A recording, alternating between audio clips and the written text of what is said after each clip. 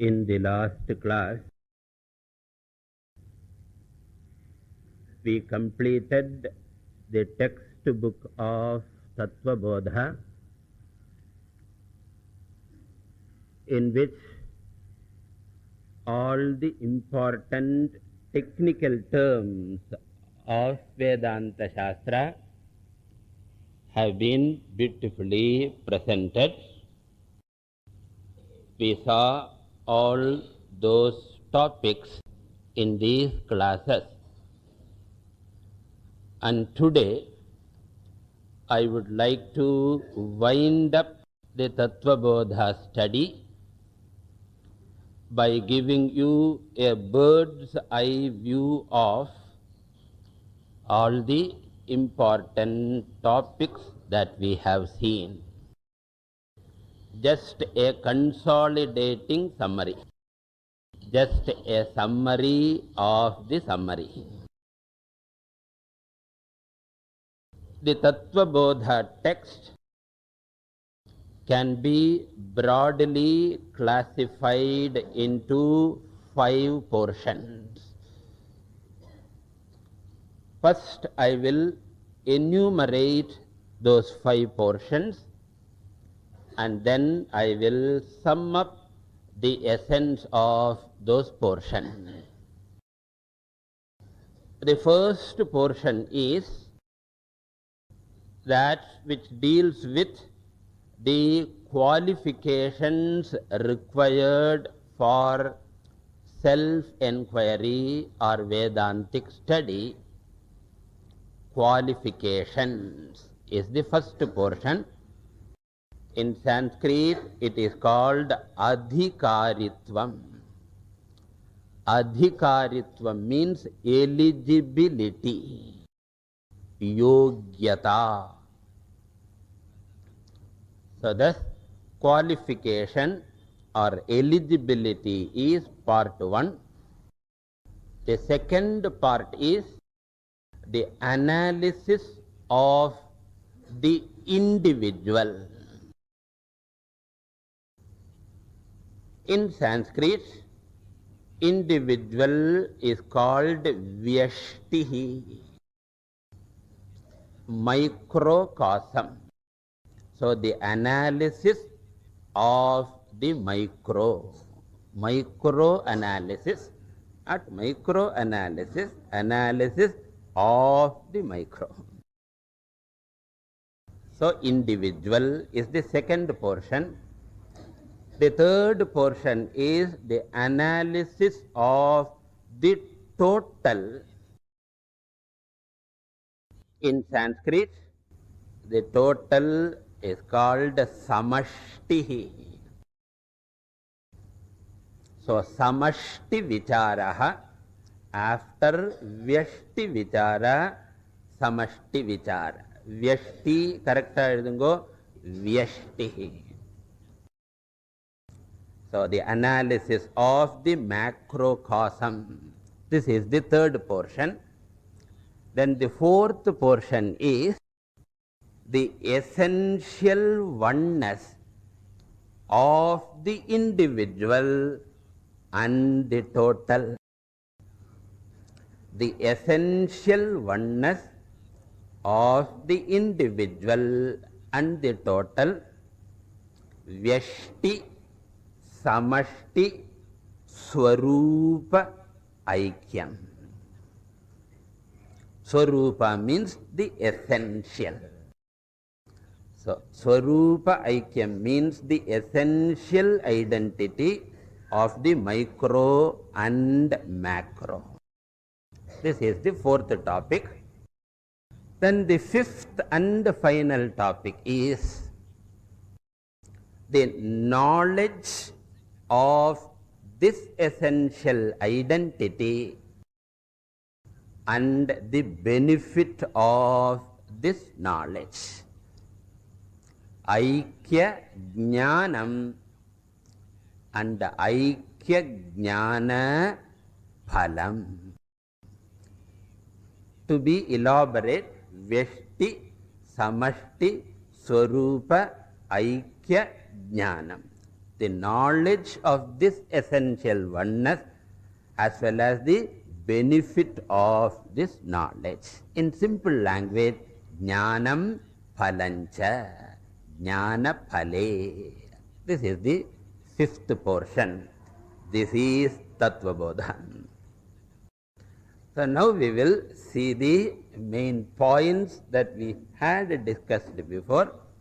The first one is the eligibility or qualification. What makes me qualified for spiritual enquiry?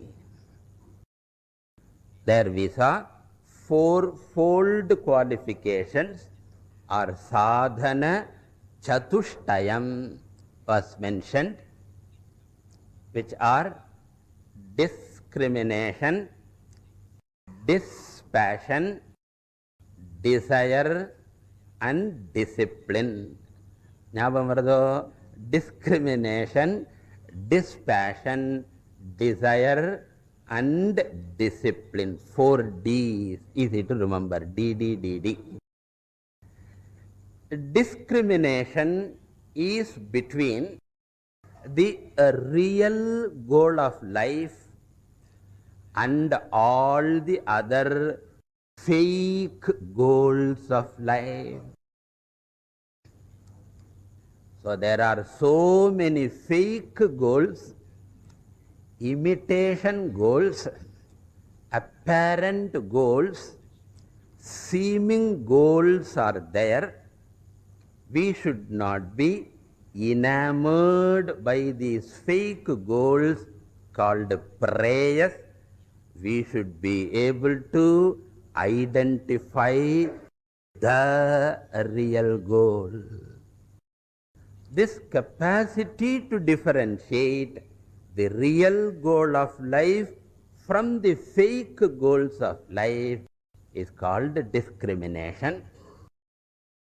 And the dispassion is reducing all the fake goals like money, position, possession, relation. All these are fake goals of life. Reducing all these fake goals into simple means only to attain the real goal. So converting the fake goals into means and consequently not giving them undue importance. When you look upon them as goal, you give over importance. When the goal is reduced to means, you don't give under importance, you give due importance.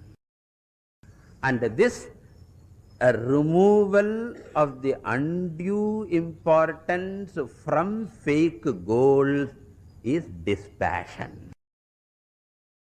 Passion is gone. Obsession is gone with regard to the fake goals of life. And the next qualification mentioned is desire.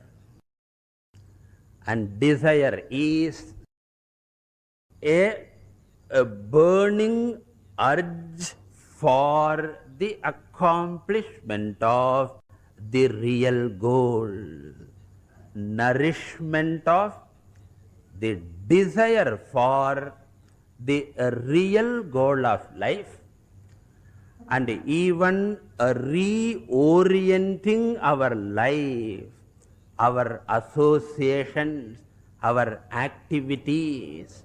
All these things are reshuffled and reoriented to nourish the desire for the real goal, because initially the desire is only a feeble and vague desire. So this is the third one, desire for the real goal. And fourthly, discipline, the attunement of all our organs for the realization of, for the accomplishment of the real goal. So this attunement of all the organs, so making all the organs spiritual knowledge friendly. ஒரு friendly இருக்கோ இல்லையோ எல்லாத்துக்கும், அது very useful idiom. Vedanta friendly orientation, gearing, attunement, fine tuning. All the organs means the physical body, the sense organs, the mind, the intellect, all of them. This is called discipline. So thus, discrimination, dispassion, desire and discipline are the four qualifications which make me eligible for spiritual inquiry. Without this eligibility, if I enter into spiritual inquiry, what can happen is the inquiry will become unsuccessful. It will become a mere academic study. So whether the spiritual inquiry should become an academic study or whether it should become a self-transforming exercise will depend upon whether I have the eligibility or not, and therefore eligibility is emphasized. And Tattvabodha does not mention how to acquire the eligibility, and that we have to supply of the eligibility, the fourfold qualifications. The first three are accomplished through Karma Yoga. What are the first three? Discrimination, dispassion and desire. So discrimination, dispassion and desire. Desire for what? Desire for the real goal. So the first three D's are accomplished through Karma Yoga. And what is Karma Yoga? We have already seen in the first few lectures. And the fourth and final discipline is accomplished through Upasana Yoga, otherwise called Ashtanga Yoga, otherwise called Samadhi Yoga. These are the various words used. We have been using the word Upasana. And what is Upasana Yoga? Also we have seen in the introductory lectures. So thus, what is our first job? Through Karma Yoga, acquire the first three qualifications. Through Upasana, acquire the fourth qualification. Thus, once I successfully go through Karma and Upasana, I am eligible for spiritual inquiry. If you call the first portion as the religious way of life, spiritual inquiry is the philosophical aspect of life. Religion gives me qualification, philosophy gives me wisdom. So this is the first part of Tattvabodha. Then we will go to the second part, which is the analysis of the individual. And in this portion, we saw the individual is broadly classified into two parts: the material part of the individual and the spiritual part, anatma amshaha and atmamshaha. The material and spiritual part, every individual is a mixture of both. And for the convenience of understanding, the material part of the individual was divided in two ways. The first division is the body division, gross, subtle and causal bodies, is one method of dividing the material part of the individual, which division is purely based on the fineness of the matter. All the three bodies, all the three layers are matter only. Then why do you classify into three? Based on the fineness of the matter. Dress எல்லாம் சொல்றோம் இல்லையோ, 100 counts, 120 counts, and costlier also it becomes. So thus we have got the fine gross body, finer subtle body, and the finest causal body. All are bodies, all are matter, but the texture differs, as it were. And for our own convenience, the same material part was divided into 5 layers from the angle of the function. So the first division is based on the fineness. The second division is based on function, functional division, fineness based division. And when it was divided into 5 layers based on function, Tattvabodha pointed out, we have got an anatomical part, which is the anatomy. The second is the physiological part, consisting of the functions of the anatomy, the physiological part.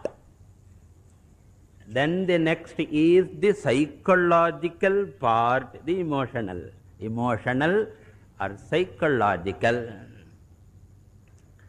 Then the next layer is the rational or the intellectual part, dealing with the cognitive aspect. So they talk about cognitive psychology. Cognitive part, cognition anartham, jnanam, knowledge anartham.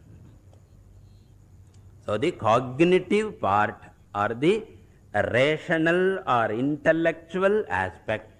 And the fifth and final is the unconscious or the dormant aspect of the personality, which is not very clearly visible or perceptible, but it is all there inside. The unconscious or the dormant part. Thus the anatomical, the physiological, the psychological, the intellectual, and the unconscious or subconscious, these 5-fold layers belong to what? The material part of the individual. So whether it is 3-fold layer called the 3 bodies, or the 5-fold layer called the 5 koshas, they all are the material part of the individual. And Tattvabodha pointed out, other than the material part is the spiritual part, which is the consciousness principle, Chaitanya Amsha, which is different from all the 5 layers, different from all the 3 layers, which is aware of all these, which we can call the witness consciousness or Sakshi Tattvam or the Chaitanya Tattvam. And we saw that this consciousness is neither part of the material amsha nor the property of the material body nor the product of the material body. It is a distinct entity. And we also saw the nature of that consciousness. It is not limited by the material part, and it is not affected by the activities of the material part, etc. We saw care of the Atma topic. So thus the individual was divided into the material and spiritual part. Material part is called Anatma, spiritual part is called Atma. And this Atma is given another name also, Brahma. Atma is known by another name, Brahma. So this is the second topic of Tattvabodha, the analysis of the individual. Now we have to go to the third topic, which is the analysis of the total, the samashti, the macro, that is the universe. Jagat vicharaha or srishti vicharaha, these are the Sanskrit words used in the Shastra. And what did we see in this portion? Most importantly, we saw that the universe is never created. It's a very, very important idea which we have to receive and assimilate. We should never ask the question, who created the world or why the world is created, etc. The questions are irrelevant because the universe is never created. Why? Because of the most important law. What is the law? Matter can never be created. Matter can never be destroyed. And therefore, the Tattvabodha pointed out the universe was all the time there, and the only thing is, it is not there in the same form. The universe is always existent, but not always existent in the same form. Now the universe is available in perceptible, visible, transactable form. And before, the very universe was existent in dormant, unmanifest or potential form. And this potential form of the creation is called the causal universe, otherwise known as Maya. Maya is another name for the universe itself. Maya is another name for the universe itself, but a name given when the universe is in dormant form. Just as ice is the name given to water itself. Water itself is called ice, but not when it is in liquid condition, but when it is in solid condition. Similarly, the universe is called Maya not when it is in visible condition. In visible condition it is called universe, but when it is in dormant, potential, unmanifest, causal, seed condition, it is called Maya or causal universe. And the universe is totally material in nature, matter in nature. Then what happens? This causal universe at the appropriate time evolves. This evolution is wrongly called creation. So creation is a misnomer for the manifestation or evolution. Therefore, we should never use the word creation, we should use the word manifestation. In Sanskrit, it is called avirbhavaha. Going to unmanifestation is called tirobhavaha. கண்ணுக்கு தெரியாமல் ஆறது, கண்ணுக்கு தெரியறா மாதிரி ஆறது. But it is always there. And it evolves in two stages. The first stage of evolution is the causal universe becomes the subtle universe. The causal universe becomes the subtle universe. Subtle universe means it is neither totally unmanifest nor totally manifest. Rendungattan condition like twilight. So morning 5 o'clock, is it night or day? That's why we have a special word. What is that? Dawn or dusk. Dawn or dusk means what? Neither you can call it totally dark, nor can you call it totally bright. Rendungattan.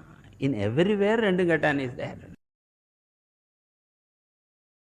Similarly, you have got a teenager. You cannot say whether he is a child or adult. That is an eternal problem. That's why you have a tough time, because you think he is a child, but he thinks he is an adult.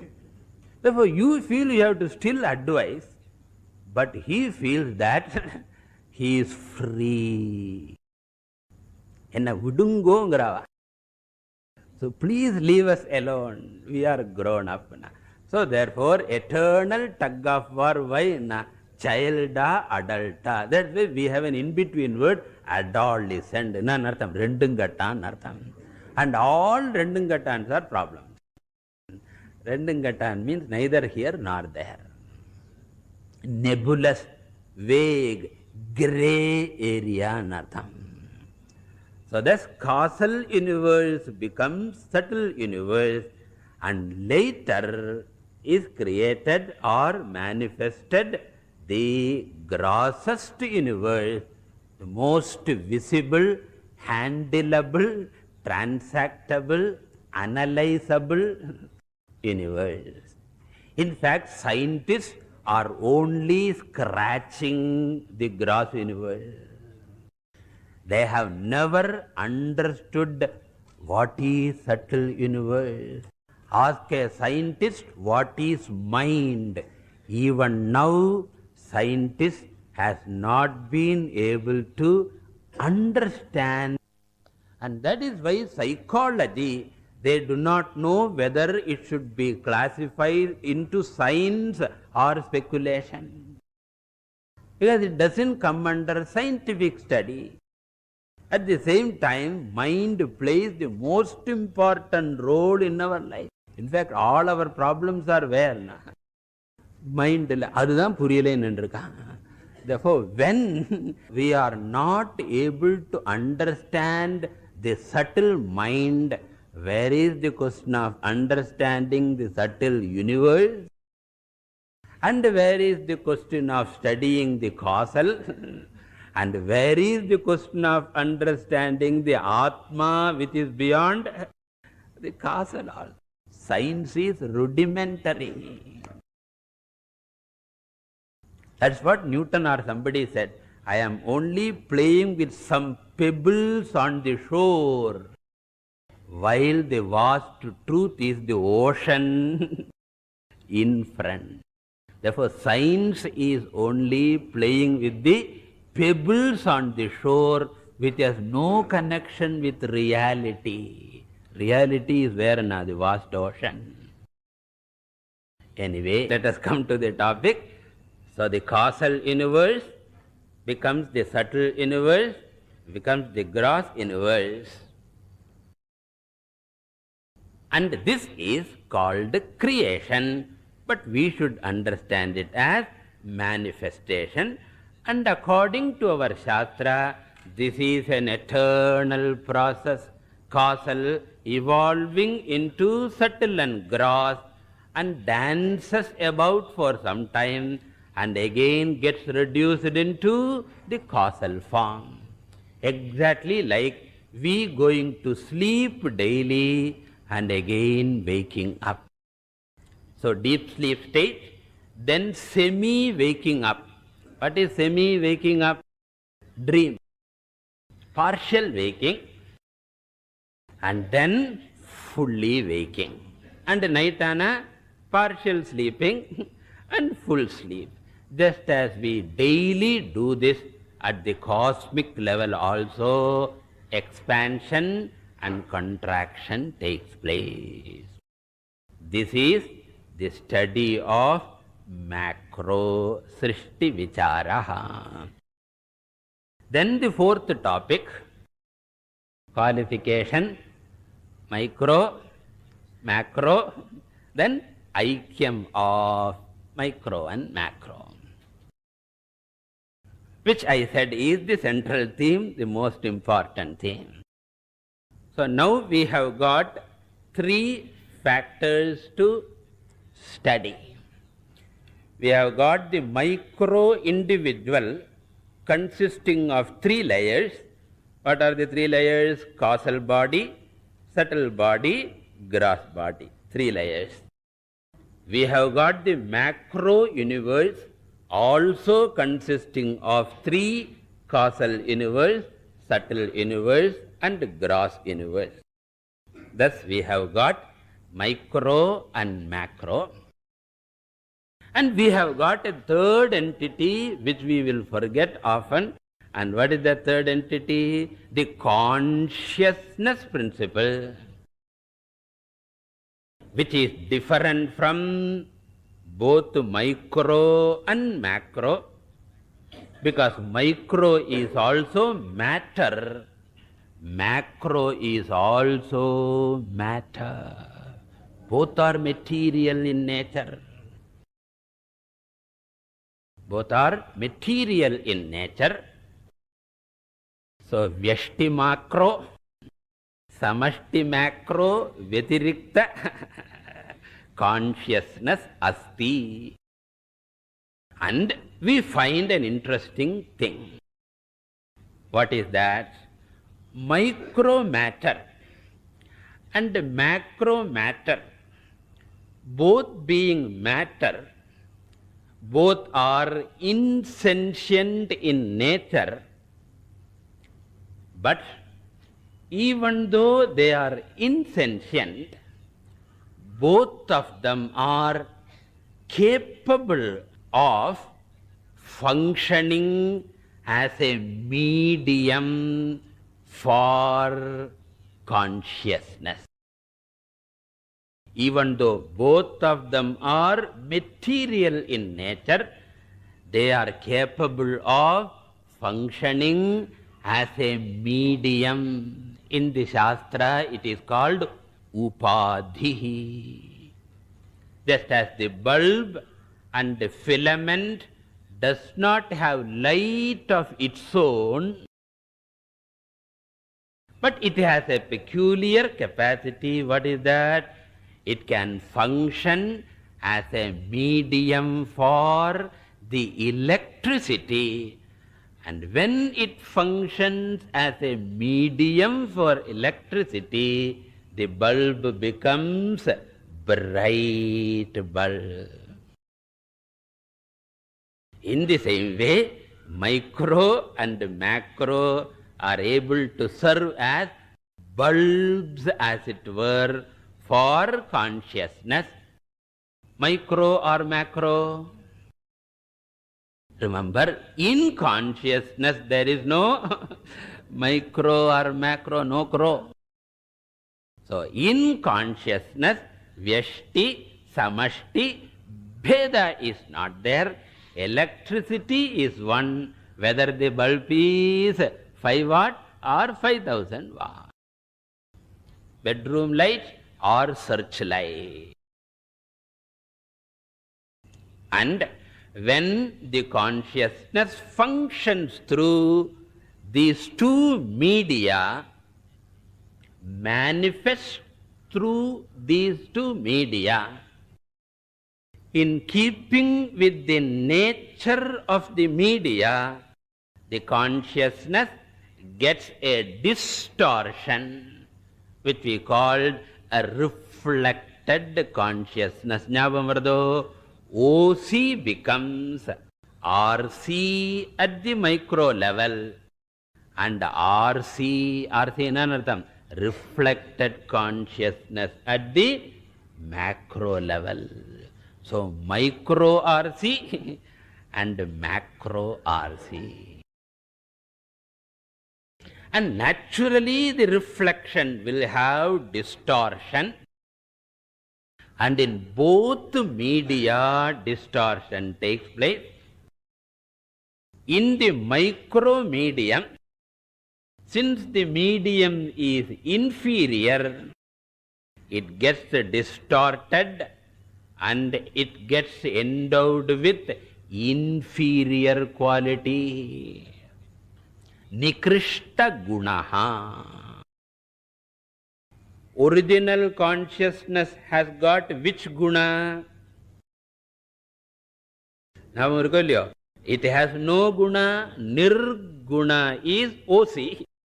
It doesn't have inferior properties or superior properties. It is property free, attribute free. When it is manifest in Nikrishta Upadhi, it gets endowed with inferior attributes, and it is named Jivaha. So, Jiva is RC obtaining in inferior medium. And the very same OC is manifested and functioning in the macro. And since the macro medium is superior, Utkrishta Upadhi, there the distortion is positive distortion. Instead of no guna, that also gets gunas. Getting guna is distortion. But here what are the gunas? Utkrishta Upadhitvat Krishta Gunaha. Superior attributes are there in macro RC. And this macro RC with superior attributes is called Ishvaraha. So Jiva is also RC, Ishvara is also RC, and from RC angle they are totally different, because one has got inferior attributes, the other has got superior attributes. One is helpless, another is helper, anathaha, anathanathaha, dinaha, dina bandhuhu, dasaha, Swami. So the micro RC is dasaha, the macro RC is Swami, OC is dasa or Swami. So OC is neither dasa nor Swami, because it doesn't have inferior attribute, it doesn't have superior attribute, it is neither karyam nor karanam, it is neither micro nor macro. And therefore, from RC angle, there is difference, there is bhedaha. Whereas if you know that RC is nothing but OC only, but manifesting through a distorting medium. Remember the example, there is a convex mirror, there is a concave mirror, and I am here. In convex mirror, there is a elongated face. In the convex mirror, there is a chappai flat face. Which one is my attribute? Elongation or flatness?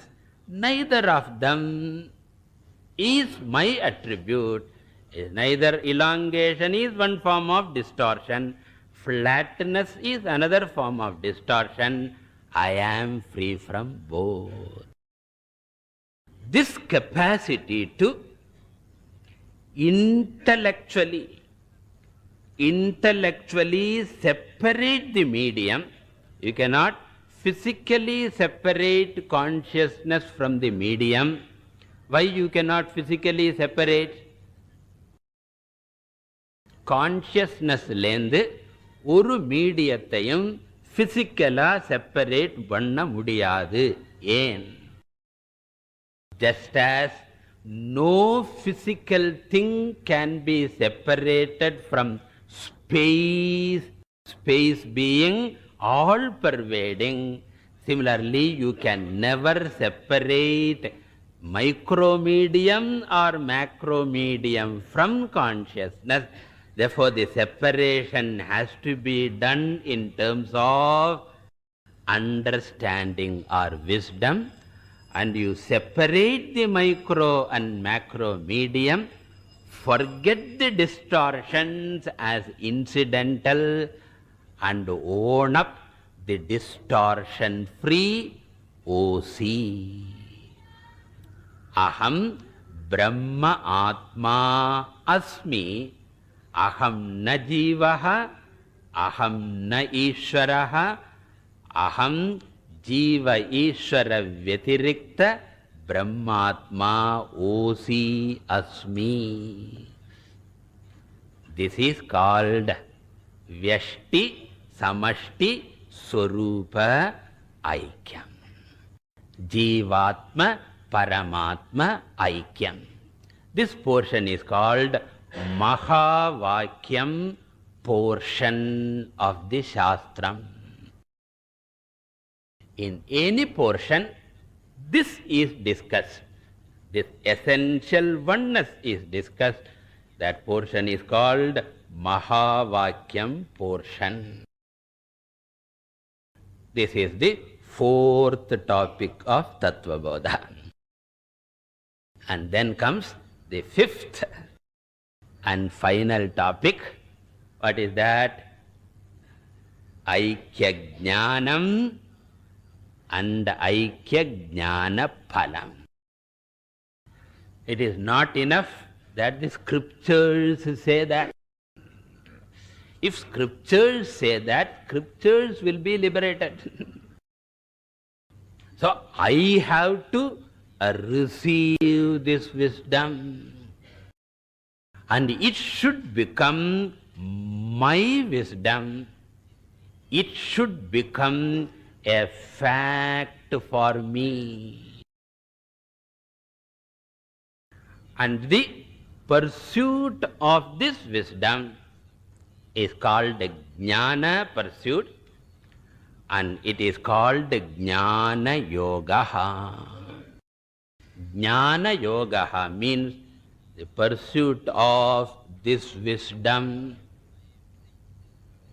by analyzing the individual, by analyzing the total, arriving at the essential nature, and seeing the fact that the essential nature is only one, or M is different, or C is different, Aramnana, reflecting media are different, reflected consciousnesses are different, but OC, the essence is one.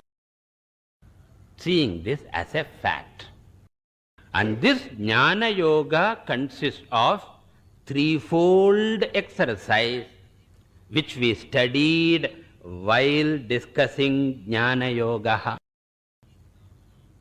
So I hope you are clear about the role of Karma Yoga, Upasana Yoga and Jnana Yoga. Karma Yoga and Upasana Yoga give me what? Eligibility. And Jnana Yoga gives me what? Wisdom. So which one I should follow? Enak eligibility vanama, wisdom vanama. Enna? Without eligibility, wisdom cannot come. Without wisdom, eligibility is useless. And therefore, you require Karma Yoga and Upasana Yoga compulsorily for getting eligibility. And you have to necessarily come to Jnana Yoga to attain wisdom. There is no choice among the three. So never say, nee karma paatalapo, nee upasana paatalapo, na jnanam paatalapo, sonna inname. Never say that. All the three are important. One, two give eligibility, one gives wisdom. And what is this process? I said the threefold process of receiving the wisdom, which is the first process, which involves systematic, consistent study of the scriptures for a length of time under the guidance of a competent acharya. Marakave marakadengo. Very important. Which process is called Shravanam. And the next one is converting knowledge into conviction, which is nothing but a removal of any doubt regarding this knowledge. Intellect should not raise any objection. I should be thoroughly convinced I am only OC in the vesham of RC. And therefore RC life is only a drama. I am not overly worried about this RC drama. It should become a conviction. So converting knowledge into conviction is called mananam, which is done by removing every doubt. Any doubt. That's why a teacher is only happy if the student raises questions or doubts. A Vedantic teacher is never disturbed by doubt, because this is not a matter of belief, but this is a matter of knowing. Where belief comes, questioning is not allowed. Where understanding comes, questioning is a blessing. And if the student doesn't know how to ask question, the teacher will train the student to ask question. This portion is called Mananam, which I call as removing the intellectual obstacles for this knowledge. And the third and final portion, exercise, is called Nididhyasanam, which is assimilation of this wisdom by which I learn to get out of old habits of living. Because I have lived all the time as RC.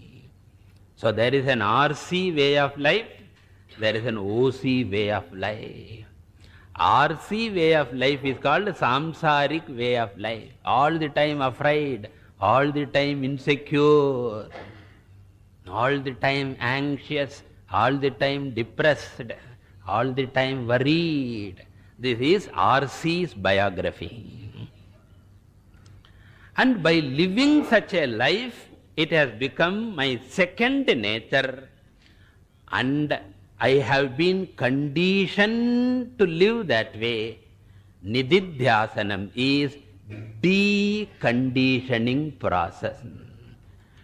Deconditioning also resembles another way of conditioning.